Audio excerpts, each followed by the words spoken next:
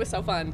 It's definitely a different environment. Everything's very fast-paced, and there's a lot happening at once. All the lights, all the fans, but it's an awesome environment, and it was a super fun game. Florida's a really good team. They are super scrappy, super competitive, so I think that they were a great way. I know it's an exhibition match, but like a great way to open the season. What did you guys take away from yourself that first match? We knew that it was not our best, and that's okay. It's pretty normal for first set in front of so many people, different environment, different venue. But we just went into the huddle in between sets 1 and 2. And like I said, we knew it wasn't our best, so we acknowledged that and we went back out. And I think even the start of set 2 wasn't our best. It was still just a little bit messy and still some nerves, honestly, just because it is such a different venue than what we're used to. But I remember during one of the challenges, we all just looked at each other and we were like, let's have fun, and I just said it on the other interview. We went into the huddle and our cheer was like, have fun. And it can sound cheesy, but getting everyone to relax a little bit and not be so tense and uptight and just play Nebraska volleyball like how we do every single day, it really helped, and I think it really showed at the end. It was just way smoother. Andy, when was the take it all in moment? Oh my gosh, this morning when I walked out onto the field. And I think that's the same for everyone on the team too. When we walked out for serve and pass, everyone's jaws were just on the floor. You couldn't even believe that we get to play in this venue, and it's so massive and it's so cool, and the lights everywhere, and then running out and you have like the fire and stuff. It was awesome. But I think this morning at serve and pass, like getting to see everything actually come true, because we've heard about it and we've seen it on social media, but actually being here now, it's very surreal. What do you make of just Mania continuing to step up in these big moments? Yeah, Mania's so awesome, and it's so impressive how she's stepping up as a freshman in those tight situations. Those 2 kills that she had towards the end of the set that really pulled us ahead and gave us some momentum was incredible, especially, like I said, being a freshman, well, technically kind of, sophomore. But just being an underclassman and like stepping up and doing that with the little experience that she has in those high pressure moments is so impressive, and I'm really proud of her. I think it really shows that she's really earned the right to be there and she's earned that spot. And I'm so excited for her because that was just like a small percentage of what she can do. So I'm really excited for you guys to see everything that she can do. What was the most challenging part about playing in a venue like this? The lights.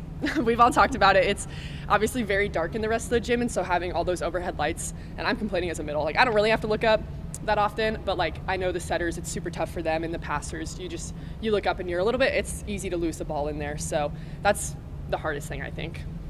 A lot of red in the stands, of course, but we've talked to a lot of fans that are planning on going to Vegas with you guys too. What's your message to those that made the trip here? Oh my gosh, I just hope that they know how much we love them and how grateful we are for them. Our fans, there is no place like Nebraska. We say it all the time, but it is just so true, and we could not do what we do without them. And so I just, like, from the bottom of my heart, thank you so much for being here. We love you so much. You guys are awesome, and their support does not go unnoticed. So I don't know, I could say thank you a million times. There's no amount of words that could express how grateful we are and just how thankful we are to play for such an amazing community and such an amazing fan base. Speaking of Vegas, how beneficial do you think these 2 matches you played tonight are going to be for you guys heading into the regular season? Super beneficial. This like back-to-back play in a different style that we've never done before. Like I said, everything's very fast-paced. So the quick warm-up, the quick time in between games, and keeping everything moving. It's a different environment, but we always talk about great ones adjust. And so this is a really good opportunity to be in a different situation that we necessarily haven't been in before and be out of our routine schedule-wise, because we've become so acclimated to the same like 55-minute warm-up and the same thing every single day, or every single game I should say.